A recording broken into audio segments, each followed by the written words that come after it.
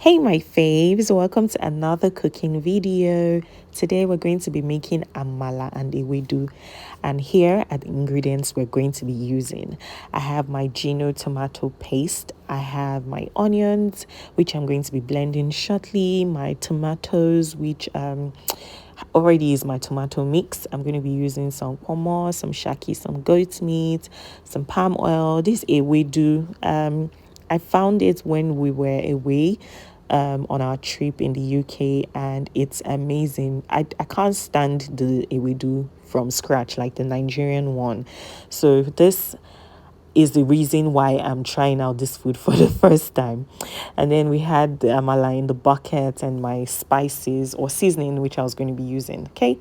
And here I was just going to boil the meat or my protein, and in with my goat meat, my shaki, my roundabout that I don't eat, but I put it for my husband, and then my pomo. And I was just seasoning with some onions, some ginger, some sazon. For this one, I don't necessarily have to use salt. And then some seasoning cube as well. And then poured in some water, and we were good to go. Just give this a good stir and cover. You can taste for salt to be sure that your seasoning is enough, but I kind of like just know how to gauge. So I'd been cooking this for about 45 minutes and it was ready. It was soft. Everything was good to go. So of course it was time to start making my stew, and in with my palm oil, my blended onions. Please don't use chopped onions for whatever reasons. They say don't use chopped onions. Okay. I think it's just because this is meant to come out looking like really close to soup, right? So blended onions, and then my tomato mix, which I always pre-prepare. This is just a combination of tatashe, onions, pepper, garlic, and then tomato itself. And then I just poured in some sachet tomato. I couldn't be really bothered to fry that along with the oil and the onions because I was going to be cooking this stew for a long time. So it was fine for it to, just cook with the tomato and everything in there. Okay, the tomato had fried for about 30 minutes and the oil had come up, so I knew it was ready.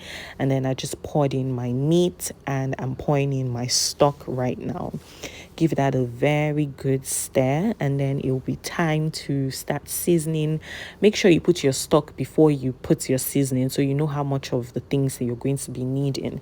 And so I just went in with ginger, my sazon, as well as my Maggi powder. Okay, and then I just gave this another good stir, tasted for salt, and just let that cook again. This is now time to make the ewedu. Be sure ewedu has water in it, okay?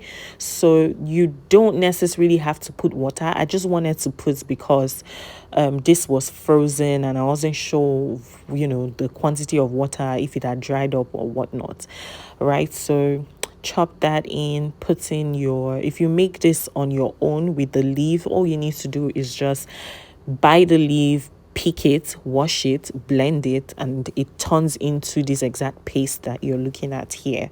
Okay, and then pour it into your pot, add some iru. You can season if you want. I just added a pinch of salt here and some seasoning cubes, or rather one seasoning cube actually, and I chose to use the actual cubes itself, not the powder. And then you would beat it like this. If you don't beat it like this, it will still draw, but you want it to come to a point where it actually draws very well. You can see I was just raising it up for you to see. Yeah. And then I came back to my stew. This was like maybe 10 minutes after I'd poured everything in, and just stirred again. This stew takes a lot of patience, really. You can't be in a hurry when you're making it. And then yeah, I can't be the only one who cleans up while cooking. That is just a part of me. I don't like to see oil splashing all over the place. But anyways, my stew is ready and it's time for the star of the show, being our amala. If you would believe me, I would say it. This is the first time, or this was going to be the first time I actually tasted amala. So I will make it for my husband and my daughter, and they love it so much. But for this thing to pass down my throat, I don't know, for some reason, and I've been in Lagos for the longest. I don't know, and maybe I was just waiting to make it on my own, or maybe this was just the appointed time, because I don't know what else to say. I never really was a fan of amala, but I tried this one, and even if I still don't understand what the craze for amala is, I loved it. And will I be doing it again? Definitely. This was me just plating. Look at all the assorted meats in this stew. If this is the reason why people eat amala, I understand too. And then this was I'd done this plate for myself, and this was the one for my husband, because he doesn't exactly like the amala together with the stew. But you can see that it was really good. Would you be trying this out? Let me know. Thank you so much, guys, for watching. Until I come your way again next time, please don't forget to like and subscribe.